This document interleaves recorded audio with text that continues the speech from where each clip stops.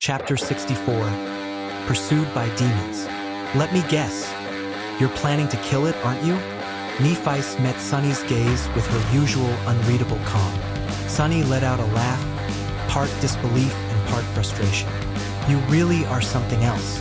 That thing's an awakened demon, Nephice. You do realize that we're still just sleepers, right? He paused, then rubbed his head with a puzzled expression. Wait a minute.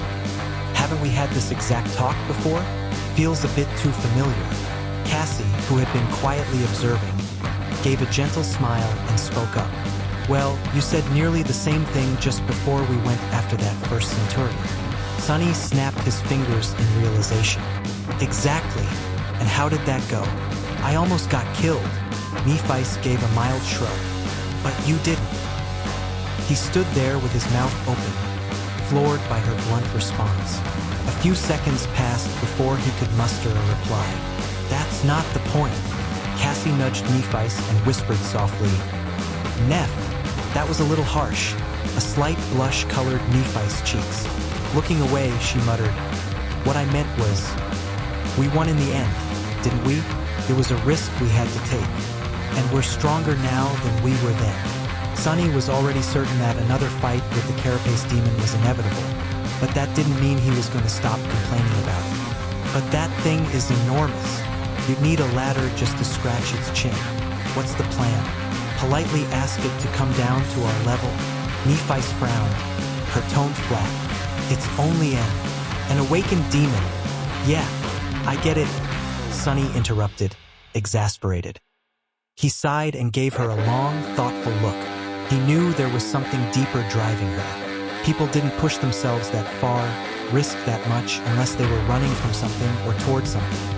And from the way Nephice acted, her demons must have been far worse than anything they faced out here. Sunny's dream of escaping the nightmare and claiming the rewards reality owed him was intense. But even he had limits. His goal only mattered if he survived. Nephice, though, her purpose seemed to go beyond survival. She acted like there was something more important than her own life. Facing her, he asked, back then, we fought the Centurion because we had no other choice. Now we do. Can't we just steer clear of the Ashen Barrow? Nephice calmly replied, that's the only route to the west. Sunny let out a dry laugh. Well, you're not wrong.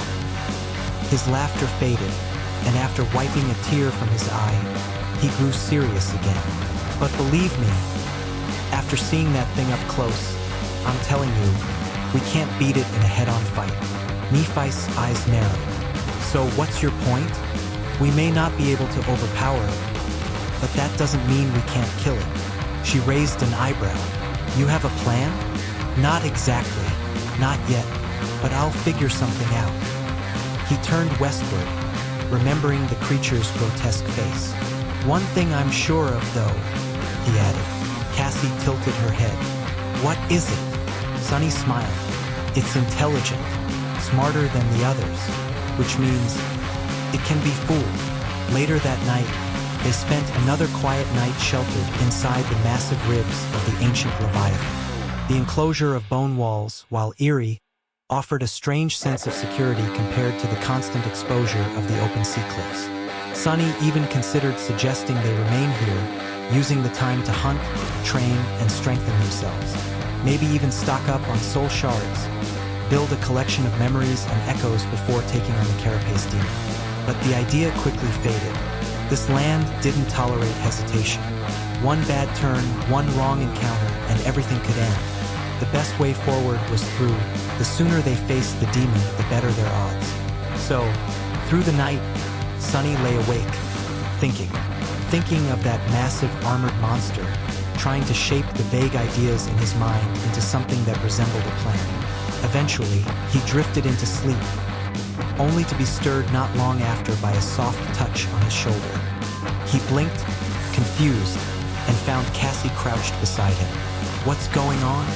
She motioned for Nephice to come closer, then, gathering herself, said quietly, I had another vision, this time about the Carapace demon.